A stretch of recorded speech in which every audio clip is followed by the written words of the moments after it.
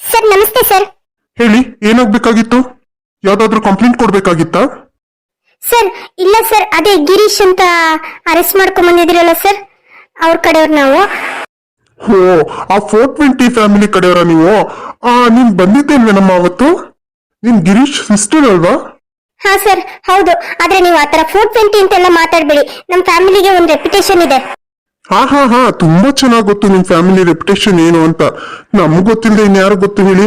ಅದಕ್ಕೆ ಕರ್ಕೊಂಡ್ಬಂದು ಜೈಲಲ್ಲಿ ಕೂರ್ಸಿರೋದು. ಅವ್ರು ಜೈಲಿಗೆ ಬಂದು ಇಷ್ಟು ದಿನ ಆದ್ರೂ ಅವ್ರ ಪರವಾಗಿ ಒಬ್ರು ಬೇಲ್ ಕೊಡಕ್ಕಂತೂ ಬಂದಿಲ್ಲ. ನೀನ್ ಮಾತ್ರ ಬರ್ತಿದೀಯಮ್ಮ. ಸರಿ ಆಯ್ತು, ಏನ್ ವಿಷಯ ಬಂದಿದ್ದು? ಸರ್ ಅವ್ರ ಜೊತೆ ನಮ್ ತಂದೆ ತಾಯಿನೂ ಇದ್ದಾರೆ, ನಾನು ಅವ್ರನ್ನ ಮಾತಾಡಿಸ್ಬೇಕಾಗಿತ್ತು ಸರ್, ಅದಕ್ಕೆ ಬಂದಿದ್ದೀನಿ. ಓ, ಅವರು ಇನ್ನೊಬ್ರು ಇದಾರಲ್ಲ ಗಂಡ ಹೆಂಡತಿ, ಅವ್ರು ನಿಮ್ ತಂದೆ ತಾಯಿನಾ? ಏನಮ್ಮ ನೀವು ತಂದೆ ತಾಯಿ ಆತರ ಬುದ್ಧಿ ಕಲ್ತಿದ್ದಾರೆ, ಇನ್ ಮಕ್ಳು ನೀವ್ ಯಾವ ತರ ಬುದ್ಧಿ ಕಲ್ತಿದ್ದೀರೋ ಏನೋ. ಸರ್ ನಿಮ್ಗೆ ಅಧಿಕಾರ ಇದೆ ಅಂತ ಬಾಯಿಗೆ ಬಂದಂಗ್ ಮಾತಾಡ್ಬೇಡಿ. ನೋಡಿ, ನಮ್ ತಂದೆ ತಾಯಿ ಏನು ತಪ್ಪು ಮಾಡಿಲ್ಲ, ನಾವು ಅಷ್ಟೇ, ನಾವು ಒಳ್ಳೆ ಬುದ್ಧಿನೇ ಕಲ್ತಿದ್ದೀವಿ. ಏನಮ್ಮ ನನ್ ಮುಂದೆನೆ ವಾಯ್ಸ್ ರೈಸ್ ಮಾಡಿ ಮಾತಾಡ್ತಾ ಇದೀಯಾ? ನಿಮ್ ತಂದೆ ತಾಯಿ ತಪ್ಪು ಮಾಡಿರೋದಕ್ಕೆ ತಾನೇ ಸ್ಟೇಷನ್ ಅಲ್ಲಿ ಕರ್ಕೊಂಡ್ಬಂದ್ ಕೂರ್ಸಿರೋದು. ಅದೇನೇ ಇರ್ಲಿ ಸರ್, ನಾನು ಇವಾಗ ಅವ್ರನ್ನ ಮಾತಾಡಿಸ್ಬೇಕು ಅಂತ ಬಂದಿದ್ದೀನಿ, ಅದಕ್ಕೆ ನೀವು ಪರ್ಮಿಷನ್ ಕೊಡ್ಲೇಬೇಕು. ಸರ್ ನಮಸ್ತೆ ಸರ್. ಓ, ಇವತ್ತೇನೆಲ್ಲ ಬರೀ ಹೆಣ್ಮಕ್ಳೆ ಬರ್ತಿದ್ದೀರಲ್ಲ? ಹೇಳಮ್ಮ, ಏನಾದ್ರೂ ಸಮಸ್ಯೆ ಆಯ್ತಾ? ಸರ್ ಅದು ಆಗಲ್ಲ ಸರ್, ಗಿರೀಶ್ ಅಂತ ನೀವು ಕರ್ಕೊಂಡ್ ಬಂದಿದ್ರಿ ಅಂತಲ್ಲ ಸರ್, ಅವ್ರನ್ನ ಮೀಟ್ ಮಾಡ್ಬೇಕಾಗಿತ್ತು. ಏನು, ಗಿರೀಶ್ ಅವ್ರನ್ನ? ನೀವ್ಯಾರು ಅಂತ ಗೊತ್ತಾಗ್ಲಿಲ್ವಲ್ಲ? ಸರ್ ನಾನು ಅವ್ರ ಹೆಂಡತಿ. ಓ, ನೀವೇನಾ ಅವ್ರಿಗೆ ಮದ್ವೆ ಆಗಿರೋ ಎರಡನೇ ಹೆಂಡತಿ? ಸರಿ ಸರಿ ಸರಿ. ನೋಡಿ, ನೀವೆಲ್ಲರೂ ಒಟ್ಟಿಗೆ ಬಂದಿದ್ದೀರಾ. ನೋಡೋಣ ಇರಿ, ಮೇಡಮ್ ಬರ್ಲಿ. ಏನು, ನೀವು ನಮ್ಮ ಅಣ್ಣನ ಮದುವೆ ಮಾಡ್ಕೊಂಡಿದ್ದೀರಾ? ಅಂದ್ರೆ ನಿಮ್ ಗಿರೀಶ್ ತಂಗಿನಾ? ಹಾ ಹೌದು, ನಾನು ಗಿರೀಶ್ ಅವ್ರ ತಂಗಿನೇ. ಅಲ್ಲ, ನೀವು ಈ ತರ ಯಾಕೆ ಮಾಡಿದ್ರಿ? ನೋಡಮ್ಮ, ಇಲ್ಲಿ ಯಾಕೆ ಮಾಡಿದ್ರಿ ಯಾಕೆ ಮಾಡ್ಲಿಲ್ಲ ಅಂತ ಕೇಳೋದಕ್ಕೆ ಟೈಮ್ ಅಲ್ಲ ಇದು. ನೋಡು, ನಾನು ನಿಮ್ಮ ಅಣ್ಣ ತುಂಬಾ ಇಷ್ಟಪಟ್ಟಿದ್ದು, ಅದಕ್ಕೆ ಮದ್ವೆ ಮಾಡ್ಕೊಂಡು. ನಿಮ್ಮ ಅಣ್ಣಂಗೆ ನಿಮ್ಮ ಅತ್ತಿಗೆ ಅಂದ್ರೆ ದೀಪ್ತಿ ಕಂಡ್ರೆ ಏನ್ ಅಷ್ಟು ಇಷ್ಟ ಇರ್ಲಿಲ್ಲ, ಅದಕ್ಕೆ ಅವ್ರು ನನ್ನನ್ನು ಮದ್ವೆ ಮಾಡ್ಕೊಂಡ್ರು. ಈಗ ನೋಡಿದ್ರೆ ಅವಳು ಕಂಪ್ಲೇಂಟ್ ಕೊಟ್ಟು ಈ ತರ ಕೆಲಸ ಮಾಡ್ಬಿಟ್ಟಿದ್ದಾಳೆ.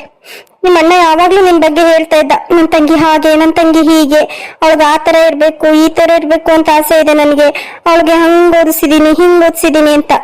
ಆದ್ರೆ ನೋಡಮ್ಮ, ಇವತ್ತು ನಿಮ್ಮ ಅಣ್ಣ ಜೈಲ್ನಲ್ಲಿದ್ದಾರೆ. ಹಾ ಹೌದು, ಆದ್ರೂ ನೀವು ಮದ್ವೆ ಮಾಡ್ಕೊಂಡಿದ್ ತಪ್ಪೇನೇನೆ. ಶರ್ಮಿಳಕ್ಕ, ಇಲ್ಲ ಅದೆಲ್ಲ ಮಾತಾಡೋದ್ ಬೇಡ ಅನ್ಸುತ್ತೆ, ಸುಮ್ಮನೆ ಇರಿ. ಏನಮ್ಮ, ಅದೇನ್ ಡಿಸ್ಕಷನ್ ಮಾಡ್ತಾ ಇದ್ದೀರಾ? ನೋಡಿ, ಸ್ಟೇಷನ್ ಇಂದ ಹೊರಗಡೆ ಹೋಗಿ ಮಾತಾಡಿ. ಅದೇನೇ ಇದ್ರು ಇಲ್ಲೆಲ್ಲ ನಿಂತ್ಕೊಂಡು ಮಾತಾಡಕ್ ಹೋಗ್ಬೇಡಿ. ಮೇಡಮ್ ಅವ್ರು ಬಂದ್ಮೇಲೆ ಹೇಳ್ತೀನಿ, ಅವಾಗ ಬಂದ್ಬಿಟ್ಟು ಪರ್ಮಿಷನ್ ಕೇಳಿ. ನಾವು ಆತರ ಬಂದವ್ರಿಗೆಲ್ಲಾರು ವಿಸಿಟ್ ಮಾಡಿ ಅಂತ ಬಿಡೋದಿಕ್ಕಾಗಲ್ಲಮ್ಮ. ಸರ್ ಪ್ಲೀಸ್, ಸರ್ ಪ್ಲೀಸ್, ನಮ್ಗೆ ಅವ್ರ ಜೊತೆ ಮಾತಾಡೋದಕ್ಕೆ ಅವಕಾಶ ಮಾಡ್ಕೊಡಿ ಸರ್. ನೋಡಿ, ಒಬ್ಬೊಬ್ರೆ ಹೋಗಿ ಮಾತಾಡ್ಕೊಂಡ್ ಬನ್ನಿ. ಸರಿ ಸರ್ ಆಯ್ತು. ಶರ್ಮಿಳಕ್ಕ ಪ್ಲೀಸ್, ನಾನು ಹೋಗಿ ಅಪ್ಪ ಅಮ್ಮನ ಮಾತಾಡಿಸ್ಕೊಂಡ್ ಬರ್ತೀನಿ. ಸರಿ ನಿಧಿ, ಆಯ್ತು ಹೋಗು. ಅಪ್ಪ ಅಮ್ಮ, ನೀವೇನಪ್ಪ ಇದು, ನೀವು ಈ ತರ ಜೈಲ್ನಲ್ಲಿ ಕುತ್ಕೊಂಡಿರೋದ್ ನನ್ನ ಕೈ ನೋಡಕ್ ಆಗ್ತಾ ಇಲ್ಲ. ಯಾಕಪ್ಪ, ಏನಾಯ್ತು? ಏನಿಲ್ಲ ಮಗಳೇ, ನೀನೇನು ಬೇಜಾರು ಮಾಡ್ಕೋಬೇಡ. ನೋಡು, ಆ ಸೂರ್ಯ ಚಂದ್ರ ಏನಿದ್ದಾರೆ ಅವ್ರಿಗೇನೇನೆ ಗ್ರಹಣ ತಪ್ಪಿದ್ದಲ್ಲ ಅಂತದ್ರಲ್ಲಿ ನಾವು ಸಾಮಾನ್ಯ ಮನುಷ್ಯರಮ್ಮ. ನಮ್ಗೆ ಈ ತರ ಸಂಕಟಗಳು ಕಷ್ಟಗಳು ಬಂದೇ ಬರುತ್ತೆ. ನಾವ್ ಇದೆಲ್ಲ ಮೆಟ್ ನಿಂತಾಗ್ಲೇನೆ ಜೀವನ ನಡೆಯೋದು.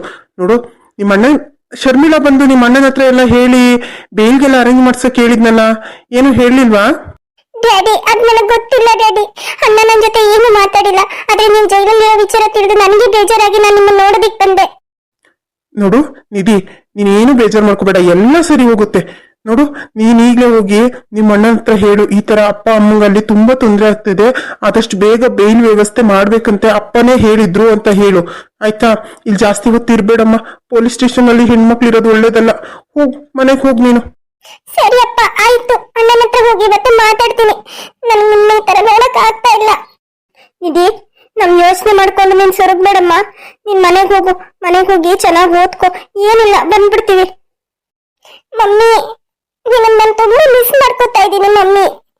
ನಾನು ಅಷ್ಟೇ ಮಗಳೇ, ನಮ್ಮ ಮನೇನ, ಗೌತಮ್ನ, ನಿನ್ನ ನಾನು ತುಂಬಾ ಮಿಸ್ ಮಾಡ್ಕೊತಾ ಇದ್ದೀನಿ. ಆದ್ರೆ ಏನ್ ಮಾಡ್ಲಿ, ನನ್ಗೆ ಇಲ್ಲಿಂದ ಹೊರಗಡೆ ಬರೋದಿಕ್ಕೆ ಆಗ್ತಾ ಇಲ್ಲ.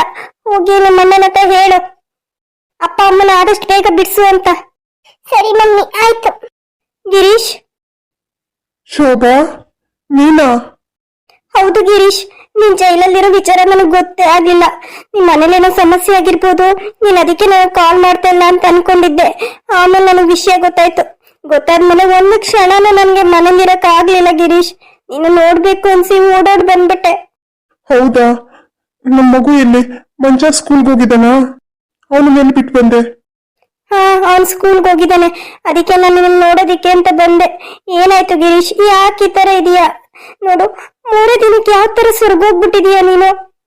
ನನ್ ಕೈಯಲ್ಲಿ ನಿನ್ನನ್ನ ಈ ತರ ನೋಡೋದಿಕ್ಕೆ ಆಗ್ತಾ ಇಲ್ಲ. ನನಗೆ ತುಂಬಾ ಕಷ್ಟ ಆಗ್ತಾ ಇದೆ ಗಿರೀಶ್. ನೋಡು, ನಾನ್ ವ್ಯವಸ್ಥೆ ಮಾಡ್ತೀನಿ. ನಾನ್ ಪೊಲೀಸ್ ಹತ್ರ ಮಾತಾಡಿ ಲಾಯರ್ ಕರ್ಕೊಂಬಂದು ನಿನ್ ಬೇಲ್ ನಾನ್ ಕೊಡಿಸ್ತೀನಿ. ನಾನ್ ನಿನ್ನ ಮನೆ ಕರ್ಕೊಂಡು ಹೋಗ್ತೀನಿ. ನೀನೇನು ಯೋಚನೆ ಮಾಡ್ಬೇಡ. ಹೌದಾ? ಆದ್ರೆ ನೀನ್ ಅಷ್ಟೊಂದು ದುಡ್ಡು ಎಲ್ಲಿಂದ ತರ್ತೀಯ? ನೋಡು ಗಿರೀಶ್, ನಿನಗಿಂತ ನನಗೆ ಯಾವ್ದು ಹೆಚ್ಚಿಲ್ಲ. ನನ್ನ ಹತ್ರ ಒಡವೆಗಳಿದೆಯಲ್ಲ, ಎಲ್ಲ ನಾನು ಮಾರ್ಬಿಟ್ಟಾದ್ರೂ ಸರಿ, ನಾನು ನಿನ್ನ ಬಿಡಿಸ್ಕೊಂಡು ಹೋಗ್ತೀನಿ. ನನಗ್ ನೀನ್ ಮುಖ್ಯ. ನೀನಿದ್ರೆ ನನ್ಗೆ ಏನೂ ಬೇಡ. ಈ ಒಡವೆ, ವಸ್ತು, ಆಸ್ತಿ, ಅಂತಸ್ತು, ನನ್ಗಿದ್ ಯಾವ್ದ್ರ ಮೇಲೂ ಆಸೆ ಇಲ್ಲ. ಗಿರೀಶ, ನಾನು ಅನ್ಕೋತಾ ಇದ್ದೆ, ಇವನ್ ಯಾಕೆ ಇನ್ನೊಂದು ಮದುವೆ ಮಾಡ್ಕೊಂಡ, ಇಂಥ ಕೆಲಸ ಮಾಡ್ಬಿಟ್ನಲ್ಲ ಅಂತ. ಆದ್ರೆ ಈ ಹುಡುಗಿ ನೋಡಿದ್ಮೇಲೆ ಪಾಪ ತುಂಬಾ ಒಳ್ಳೆ ಹುಡುಗಿ ಅಂತ ಅನಿಸ್ತಾ ಇದೆ. ಏನಮ್ಮ, ನಿನ್ ಹೆಸರು ಶೋಭನಾ? ಹಾ, ಹೌದು ಆಂಟಿ. ಆಂಟಿ ಅಂತ ಯಾಕಮ್ಮ ಅಂತೀಯ? ಅತ್ತೆ ಅಂತಾನೆ ಕರಿ. ನೋಡು, ಆ ಬಿಡಾಡಿ ಇದ್ಲಲ್ಲ, ಅವಳು ನಮ್ಮನ್ ಜೈಲಿಗೆ ಕಳ್ಸಿದ್ಲು. ಆದ್ರೆ ನೀನು ನಮ್ಮನ್ ಹೊರಗಡೆ ಯಾವ ರೀತಿ ಕರ್ಕೊಂಡು ಹೋಗ್ಬೇಕು ಅಂತ ಯೋಚನೆ ಮಾಡ್ತಾ ಇದೀಯ. ನಿನ್ನಂತ ಒಳ್ಳೆ ಹುಡುಗಿನ ಹೇಗಮ್ಮ ನನ್ನ ಬೇಡ, ನನ್ನ ಮಗನ ಜೊತೆ ಬೇಡ ಅಂತ ಹೇಳು.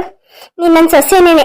ಅವಳು ಅಲ್ಲೇ ಬಿದ್ದು ಸಾಯ್ಲಿ. ಇನ್ನೊಂದ್ಸರಿ ಅವಳು ನಮ್ಮನೆ ಕಾಲಿಡದ್ ಬೇಡ. ಹೌದಾ? ಆದ್ರೆ ಸದ್ಯಕ್ಕೆ ನೀವು ಹೊರಗಡೆ ಬರೋದ್ ಮುಖ್ಯ. ಸರಿಯತ್ತೆ, ಆಯ್ತು. ನಾನು ಇವಾಗ್ಲೇ ಹೋಗಿ ಲಾಯರ್ನ ಕರ್ಕೊಂಡ್ಬಂದು ನಿಮ್ ಬೇಲ್ ವ್ಯವಸ್ಥೆ ಮಾಡ್ತೀನಿ. ಪರವಾಗಿಲ್ಲ ಕಣೋ ಗಿರೀಶ, ಒಳ್ಳೆ ಹುಡುಗಿನೇ ಇಷ್ಟಪಟ್ಟಿದ್ಯಾ, ಮದ್ವೆ ಮಾಡ್ಕೊಂಡಿದ್ಯಾ. ನೋಡು, ಇನ್ಮೇಲೆ ಆ ದೀಪ್ತಿ ಬಗ್ಗೆ ಏನು ಯೋಚನೆ ಮಾಡಕ್ ಹೋಗ್ಬೇಡ. ಅವಳಲ್ಲೇ ಹಾಳಾಗೋಗ್ಲಿ. ಅವಳಿಗೆ ಡಿವೋರ್ಸೋ ಕೊಟ್ಬಿಟ್ಟು ಇವಳು ಇನ್ನೊಂದ್ಸರಿ ಮದ್ವೆ ಮಾಡ್ಕೋತೀಯ, ಇಲ್ಲ ಮನೆ ಕರ್ಕೊಂಡು ಹೋಗ್ತೀಯ, ಕರ್ಕೊಂಡೋಗಿ ಚೆನ್ನಾಗಿ ಜೀವನ ಮಾಡ್ಕೊ. ಇನ್ನೇನ್ ಮಾಡಕ್ಕಾಗುತ್ತೆ? ಆ ದೀಪ್ತಿ ಕಡೆಯಿಂದ ನಮ್ಗೆ ಇನ್ಯಾವ ಆಸ್ತಿ ಅಡ್ಗೋ ಏನು ಬರಲ್ಲ, ಎಲ್ಲ ವೇಸ್ಟೇ. ಇಷ್ಟು ವರ್ಷದಿಂದ ನಾವು ಮಾಡಿದ ಪ್ಲಾನ್ ಎಲ್ಲ ನೀರಲ್ಲಿ ಹುಣಸೆನ್ ಕಿಡ್ಸ್ದಂಗ್ ಆಗೋಯ್ತು. ನಿನ್ಗೆ ಅದಕ್ಕೆ ಅವಾಗ್ಲೇ ಬಡ್ಕೊಂಡೆ, ಆದಷ್ಟು ಬೇಗ ಎಲ್ಲ ನಿನ್ ಹೆಸರು ಮಾಡಿಸ್ಕೊಳ್ಳೋ ಅಂತ. ನೀನೊಬ್ಬ ದಡ್ಡ, ಏನು ಮಾಡಿಸ್ಕೊಳ್ಳಿಲ್ಲ ನೀನು. ನಂಗೆ ಏನ್ ಗೊತ್ತಿತ್ತು ಮವ, ಇದು ಈ ತರ ಆಗುತ್ತೆ ಅಂತ. ಹೋಗ್ಲಿ ಬಿಡಿ, ಆಗೋಗಿರೋದೆಲ್ಲ ನೀವು ಯಾಕೆ ಎತ್ತಾಡ್ತೀರಾ? ಮುಂದೆ ನಾವು ಏನ್ ಮಾಡ್ಬೇಕು ಅನ್ನೋದು ಯೋಚನೆ ಮಾಡೋಣ. ಫಸ್ಟ್ ಈ ಜೈಲಿನ ಹೊರಗಡೆ ಹೋಗ್ಬೇಕು. ಏನಮ್ಮ ಶರ್ಮಿಳಾ, ನೀನ್ ಹೇಗಿದೀಯಮ್ಮ? ಎಲ್ಲಿದೀಯಾ ನೀನು? ಅಣ್ಣನ ಮನೆಯಲ್ಲೇ ಇದೀಯಾ? ಹೌದಮ್ಮ, ನಾನು ಇವಾಗ ಗೌತಮ್ ಅವ್ರ ಮನೆಯಲ್ಲೇ ಇದ್ದೀನಿ. ಅಂದ್ರೆ ಮಾವ ಅವ್ರ ಮನೆಯಲ್ಲೇ ಇದ್ದೀನಿ. ಆದ್ರೆ ನನ್ನ ಹತ್ರ ₹1 ದುಡ್ಡಿಲ್ಲಮ್ಮ. ಎಲ್ಲದಕ್ಕೂ ಬೇರೆಯವ್ರ ಹತ್ರ ಕೈ ಚಾಚೋ ಆಗೈತೆ ನಂದು. ನನಗೆ ತುಂಬಾ ಕಷ್ಟ ಆಗ್ತಾ ಇದೆ. ಬಿಡು ಶರ್ಮಿಳಾ, ಏನು ಯೋಚನೆ ಮಾಡ್ಬೇಡ. ಈಗ ಶೋಭಾ ಬಂದು ಹೋದ್ಲಲ್ಲ, ಅವಳು ಲಾಯರ್ ಕರ್ಕೊಂಡ್ ಬರ್ತಾಳಂತೆ. ಹೇಗಾದ್ರೂ ಬೇಲ್ ಸಿಕ್ಕಿದ್ರೆ ನಾವೇ ಹೊರಗಡೆ ಬರ್ತೀವಿ. ಸರಿ ಅಣ್ಣ, ಆಯ್ತು. ಏನ್ರಮ್ಮ ಅದು ಎಲ್ಲ ಒಟ್ಟೊಟ್ಟಿಗೆ ಬಂದ್ಬಿಡ್ತೀರಾ? ನಮ್ಮ ಮೇಡಮ್ ಅವ್ರು ಬಂದ್ರೆ ಇನ್ನ ನನಗ್ ಬೈತಾರೆ, ಯಾಕೆ ಬಿಟ್ರಿ ಅಂತವ. ಬಾರಮ್ಮ ಹೊರಗಡೆ. ಹಾ ಸರ್, ಬಂದೆ. ನಾನು ಬರ್ತೀನಿ. ನೋಡೋಣ, ಅವ್ರು ಏನಾದ್ರು ಬೇಲ್ ಕೊಡ್ಸಿದ್ರೆ ನೀವು ಸೀದಾ ಮಾವ ಮನೆಗೆ ಬನ್ನಿ. ಇಲ್ಲ ನನ್ಗೊಂದು ಫೋನ್ ಮಾಡಿ, ನಾನು ಬರ್ತೀನಿ ಅಲ್ಲಿಗೆನೆ. ಸರಿ ಆಯ್ತು ಶರ್ಮಿಳಾ, ನೀನು ಹೊರಡು. ಹಬ್ಬ ಸದ್ಯ ಈ ಜೈಲಿಂದ ಇವತ್ತಾದ್ರೂ ಮುಕ್ತಿ ಸಿಕ್ಕಿದ್ರೆ ಸಾಕಪ್ಪ ದೇವ್ರೆ. ಸಿಗುತ್ತಮ್ಮ, ಸಿಗುತ್ತೆ. ಆದ್ರೆ ನಮ್ಮನ್ನ ಈ ಪರಿಸ್ಥಿತಿಗೆ ತಳ್ಳಿದಳಲ್ಲ ಅವಳು, ಆ ದೀಪ್ತಿ, ಅವಳನ್ನ ಮಾತ್ರ ನಾನು ಸುಮ್ಮನೆ ಬಿಡಲ್ಲ. ಅವಳು ತಾನು ಮಾಡಿದ ತಪ್ಪಿಗೆ ಶಿಕ್ಷೆ ಅನುಭವಿಸ್ಲೇಬೇಕು. ಯಾಕಾದ್ರೂ ಇವ್ರ ತಂಟೆಗೆ ಹೋದ್ನೋ, ಯಾಕಾದ್ರೂ ಅವ್ರಿಗೆ ಈ ತರ ಮಾಡಿದ್ನೋ ಅಂತ ನರಳಾಡ್ಬೇಕು ಅವಳು. ಆ ತರ ಮಾಡ್ತೀನಿ ಅವಳಿಗೆ. ಹೌದು ಕಣ, ನೀನ್ ಏನ್ ಮಾಡ್ತೀಯ ನಾನ್ ನಿನಗ್ ಸಪೋರ್ಟ್ ಮಾಡ್ತೀನಿ. ನಾನು ಹೆಂಗಿದ್ದೆ, ರಾಜನ್ ತರ ಇದ್ದೆ. ಎಲ್ಲರೂ ನನಗ್ ಮರ್ಯಾದೆ ಕೊಡ್ತಾ ಇದ್ರು, ನನ್ನ ನೋಡಿದ್ರೆ ಗಡಗಡ ಅಂತ ನಡುಗ್ತಾ ಇದ್ರು. ಅಂತದ್ರಲ್ಲಿ ನಾನ್ ಜೈಲಲ್ಲಿ ಇರೋ ತರ ಮಾಡ್ಬಿಟ್ಲಲ್ಲ ಅವಳು, ನಿನ್ ಹೆಂಡತಿ. ಅವಳನ್ನ ಮಾತ್ರ ನಾನು ಸುಮ್ಮನೆ ಬಿಡಲ್ಲ. ಹೌದು ಮಾವ, ನಾವು ಜೈಲಿಂದ ಹೊರಗಡೆ ಹೋದ್ಮೇಲೆ ಫಸ್ಟ್ ಕೆಲ್ಸನೇ ಅವಳು ನೆಮ್ಮದಿ ಹಾಳು ಮಾಡೋದು. ನಾವು ಅವಳನ್ನ ಮಾತ್ರ ನೆಮ್ಮದಿಯಾಗಿರೋದಕ್ಕೆ ಬಿಡ್ಲೇಬಾರ್ದು. ನಮ್ಮನ್ನ ಇಷ್ಟೆಲ್ಲ ಅಯ್ಯೋ ಅಯ್ಯೋ ಅನ್ಸಿದಾಳಲ್ವ ಅವಳು, ಅವಳಿಗೂ ಸರಿಯಾಗಿ ಮಾಡೋಣ.